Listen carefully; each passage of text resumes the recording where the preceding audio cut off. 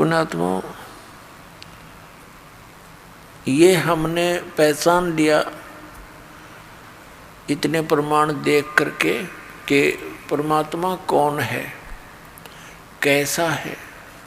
ये हमारे सदग्रंथों ने भी प्रमाण कर दिया और साथ में उन महापुरुषों ने भी प्रमाणित कर दिया जिनको भगवान प्राप्त हुए।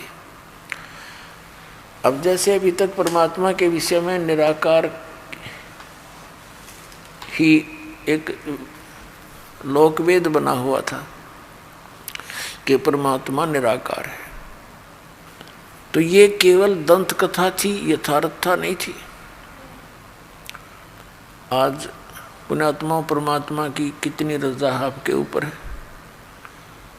इस कलयुग के अंदर ये वो समय है, ये कलयुग का वो स्वर्ण युग है, भक्ति युग है। इसमें मोक्ष प्राप्ति होगी, सतलोक मिलेगा। और आपका जन्म मनुष्य का, और मनुष्य जन्म पाकर के फिर आपको ये स्थान मिल गया जहाँ से मोक्ष होगा, तो धन है आपके माता पिता जिससे जन्म हुआ। आप कितने पुण्यकर्मी प्राणी हो। लाल की कीमत को लाल नहीं जानता, जौहरी को ज्ञान होता है। ये दास जौहरी है, आप उस परमात्मा के लाल हो जिनके विषय में परमात्मा ने कहा गोता मारूं स्वर्ग में और जा बैठूं पैताल, कह कबीर ढूंढता फिरूं अपने हीरे मोती लाल। अब परमात्मा ने आपको शिक्षा दी पूरे विश्व को, और अब उसका तरीका, पहले तो स्वयं आते थे, प्रगट होते थे जगह, एक एक दिन में हजार हजार जगह प्रगट हो करके, और अपने बच्चों को तत्व ज्ञान सुनाया करते थे। उनको चार्ज कर जाते थे, उस भक्ति को करवाते थे, लेकिन कुछ दिनों के बाद हम फिर भूल भाल जाते थे, संसारिक लोगों की बातों में आ जाते थे, और परमात्मा को एक सिंपल संत मानकर हम उससे विमुख हो जाते थे। लेकिन वो दयालु चाहते थे कि इस भक्ति युग तक इनके अंदर भगवान की आस्था बनी रहे और इनके मनुष्य जीवन होते रहें, इनके अंदर परमात्मा की चाह बनी रहेगी। जैसा कि आज सत्संग में आपने सुना, सुबह के सत्संग में, कि दो प्रकार से मानव शरीर प्राप्त होता है। एक तो टर्न वाइज मिलता है, 84 लाख योनियों के भोगने के उपरांत एक मानव शरीर मिलता ही मिलता है।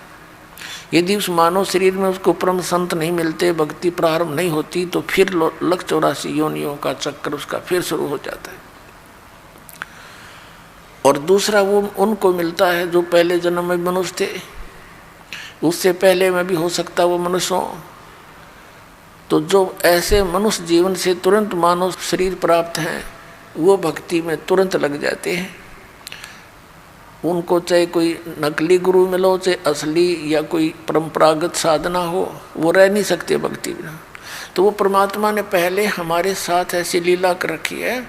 जैसे आज से 600 वर्ष पहले मालिक जब आए थे, सन 1398 से 1518 तक, सन 120 वर्ष रहे थे, और हमें तत्व ज्ञान सुना कर मंत्र दे करके और हमें चार्ज करके, लेकिन हमने उनको भगवान नहीं माना। क्यों नहीं माना? क्योंकि हम अशिक्षित थे और हमारे धर्मगुरु ये चतुर थे, ये अज्ञानी थे, इनको तत्व ज्ञान नहीं था, इनको सदग्रंथों का भी ज्ञान नहीं था।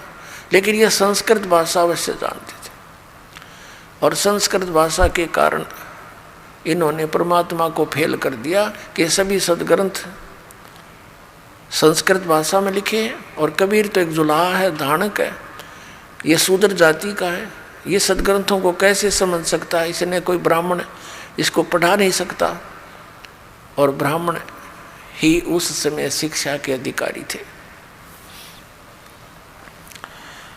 पुण्यात्मा, लेकिन उस लीला, उस मालिक की लीला ने ये काल क्या जान सकता है? यदि उस समय परमात्मा ब्राह्मण वर्ण में होते और शिक्षा ग्रहण कर लेते और वो ये बातें बताते, तो फिर भी किसी ने नहीं मानना था। लेकिन आज ये ना यकीन होता, विश्वास होता है कि कबीर इज गॉड। तो ये कहने वाले मिल जाते कि ये ब्राह्मण था, इसने संस्कृत पढ़ ली और समझ में आ गई थी, इसने जान लिया होगा उसमें। ये एक न्यारी कृपा करके कह दाता कि आज हम उनके सामर्थ्य से ये जान जाएंगे कि कबीर परमात्मा है, क्योंकि उनको संस्कृत का ज्ञान नहीं था, लेकिन सब ग्रंथों का ज्ञान था और अपने सिंपल लैंग्वेज में उसको बोलकर सच्चिदानंद घन ब्रह्म की वाणी कबीर वाणी में लिपिबद्ध करवा गए थे, जो आज हमारे सामने प्रमाण